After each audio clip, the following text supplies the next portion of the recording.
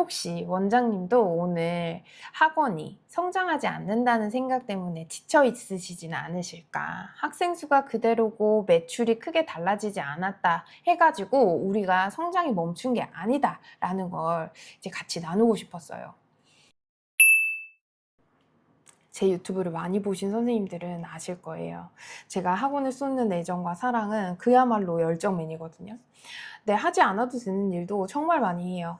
이제 저는 그게 사실 모두 학원을 위한 일이라고 생각을 했는데, 생각해 보니까 저를 위한 일도 참 많았습니다.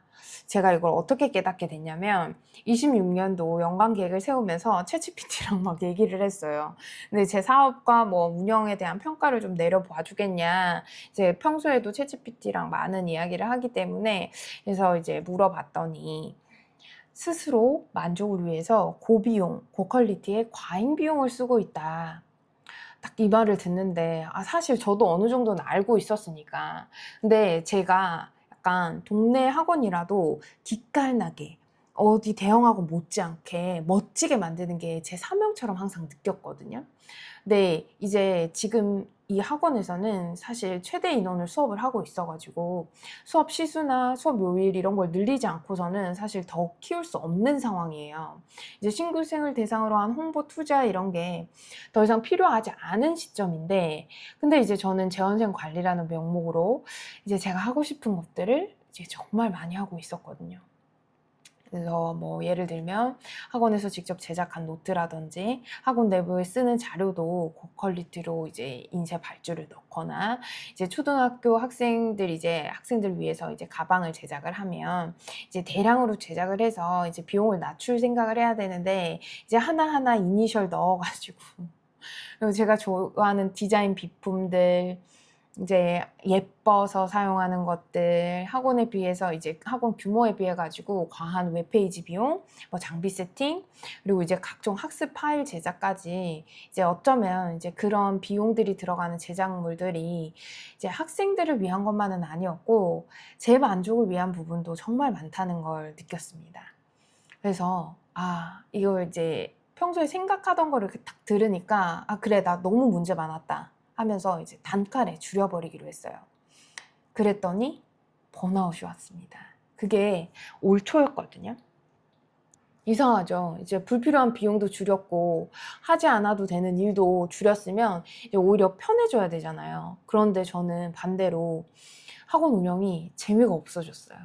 물론 학원은 아무 문제 없이 잘 돌아갔습니다. 새로운 노트를 만들지 않아도 학생들은 수업을 잘 들어줬고, 이제 비싼 종이로 전단지를 만들지 않아도 이미 정원이 다 차 있었고, 홈페이지를 더 멋지게 꾸미지 않아도 학원 운영에는 크게 큰 문제가 없었어요. 그런데 제가 정말 정말 정말 아무것도 하고 싶지가 않았어요. 이제 매달 학원을 보면서 이번에는 뭘 더 만들어 볼까? 뭘 좀 바꿔보지? 학생들한테 뭘 좀 더 만들어 줄까? 이제 이 시스템을 어떻게 더 멋지게 구현해 볼까? 이런 것들로 이제 도파민이 팡팡 터지던 사람이었는데, 이제 제가 좋아하던 일들을 전부 약간 불필요한 일이라고 딱 규정을 해버리고 안 하게 된 거죠. 운영비는 분명히 줄었는데 제가 학원을 운영하는 재미도 그냥 박살 함께 줄어버렸습니다. 네, 그렇다고 제 운영에 대한 그런 챗GPT의 평가가 틀렸다는 건 아니고, 정말로 이제 진짜 저는 분명히 제 학원의 규모에 비해서 과한 비용을 쓴 부분이 있었고, 학생들에게도 이제 꼭 필요한 것보다 내가 갖고 싶고 내가 만들고 싶은 걸 선택한 순간도 많았다는 걸 이제 직시하는 계기가 됐던 것 같아요. 근데 이제 그 평가를 듣고 평소에도 제가 생각했던 제 문제였으니까 약간 너무 극단적으로 받아들였던 거죠. 그래서 그럼 이제 이거 다 하지 말자. 학생 수가 늘어나는 것도 아닌데 왜 해? 뭐 매출에 바로 연결되지도 않는데 이제 신규 더 받을 것도 아니잖아. 막 필요 없는 일이다. 근데 이제 돌이켜 봤더니 그 일들이 전부 쓸모없던 일이 아니었던 거예요. 이제 제가 만든 노트랑 학습 파일에는 제가 학생들을 어떻게 가르치고 싶은지, 어떤 학습을 아이들이 이제 배워갔으면 좋겠는지가 담겨 있었고, 웹페이지랑 장비 세팅에는 학생들한테 이제 어떤 학습 환경을 제공하고 싶은지가 담겨 있었어요. 이제 그 과정에서 제 학원 기준도 생겼고, 제 학원 운영 방식도 만들어졌고, 근데 문제는 제가 그런 일을 했다는 게 아니라 이제 목적과 예산을 정하지 않은 채 지속했다라는 거가 문제였던 것 같아요. 그때부터 이제 성장에 대해서 다시 생각하기 시작했어요. 이제 학생을 성장을 원생수로 이제 판단하면 정원이 찬 딱 그 순간부터 이제 저는 성장할 수 없는 사람이 되더라고요. 학생을 더 받으려면 이제 수업 요일을 늘리거나 수업 시간을 늘리거나 더 큰 공간으로 이동을 해야 되니까. 근데 지금 저는 그렇게까지 학원을 확장하고 싶은 마음이 없어요. 이제 녹음을 해야 되고. 근데 그렇다면 이제 저는 여기서 멈춘 사람일까?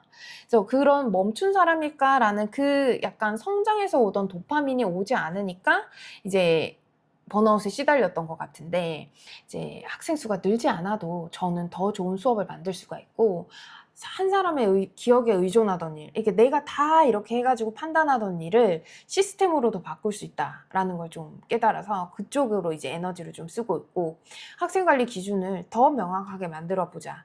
이제 내가 경험한 운영 방법을 다른 원장님께 이렇게 컨텐츠로 만들어서 전달을 하자. 이런 것들, 이 모든 과정들이 제 번아웃을 이기기 위한 과정이기도 했습니다. 그리고 또 이렇게 영상을 하나 만들거나 제가 세미나를 만들면 이제 제가 말하고 제가 이렇게 해요 라고 말을 하면서도 뭔가 다지는 계기가 되더라고요. 그래서 내가 내 영상을 보면서도 힘을 얻기도 해요. 그래서 학생을 한 명 더 받는 것만이 학원의 성장이 아니라는 걸 깨닫게 되었던 26년도 상반기였습니다.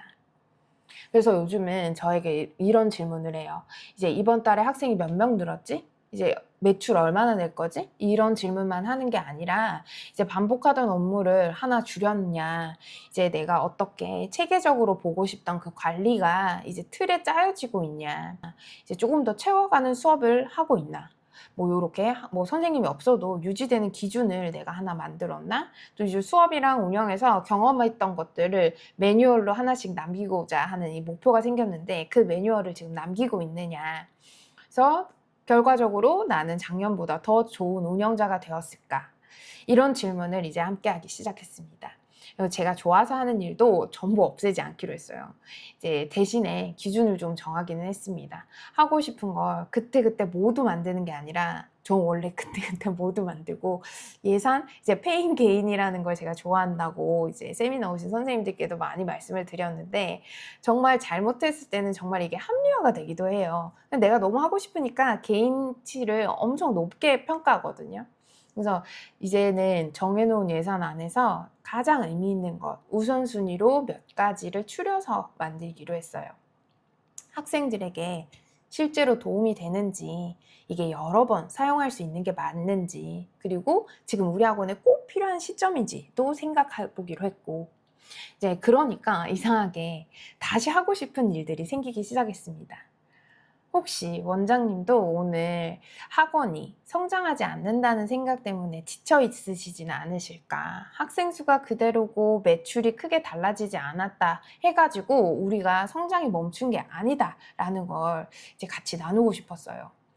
지금은 학생을 더 많이 받는 성장보다 더 좋은 기준을 만드는 성장이 필요한 시기일 수도 있고, 이제 새로운 시작을 위해서 우리가 수업 준비라든지 뭐 어떻게 좀 방법을 바꿔본다든지, 그리고 그 시간이 조금 더 학생이 적어서 시간이 조금 더 있으니까 운영 구조를 조금 만들어 본다든지, 조교 선생님을 쓰지 않지만 내가 조교 선생님을 쓰면 이런 이제 사람을 쓰는 것도 일이기 때문에 정말 닥쳤을 때 만들려고 하면 너무 바빠서 내가 사람을 쓰는데 이 매뉴얼 어떡하지? 이런 생각이 분명 들거든요. 그래서 너무 벅차서 그때 또 그럼 터진단 말이에요.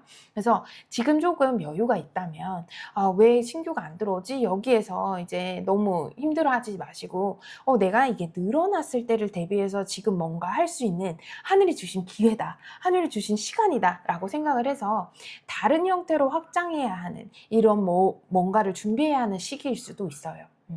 마시고 항상 나의 성장을 위한 비전 노트를 그려보시는 걸 좀 추천을 드립니다. 그래서 저는 지금 서술형 커리큘럼 완성이라는 새로운 목표를 세우고, 원래는 시작하지 않으려고 했던 커리큘럼을 세팅을 하고 정말 지금 박차를 가하고 있어요. 또 이 목표가 완전히 끝난 뒤에 다음 목표를 찾으면 이제 그 목표와 목표 사이에 그 공백기가 생기잖아요. 그러면 또 사람이 약간 늘어지고, 이제 저는 그래요. 이제 늘어지고 힘이 없어지고 다시 아무도 재미없다, 하기 싫다 이렇게 되더라고요. 그래서 이 목표가 완전히 끝나기 전에 다음 목표를 만들어 가고 그리고 좀 찾아보고 이렇게 하는 게 더 이제 완성되어 갈 쯤에 다음에 궁금했던 거 이제 내가 또 다음에 만들어 보고 싶은 것들을 미리 발견해 보려고 해요.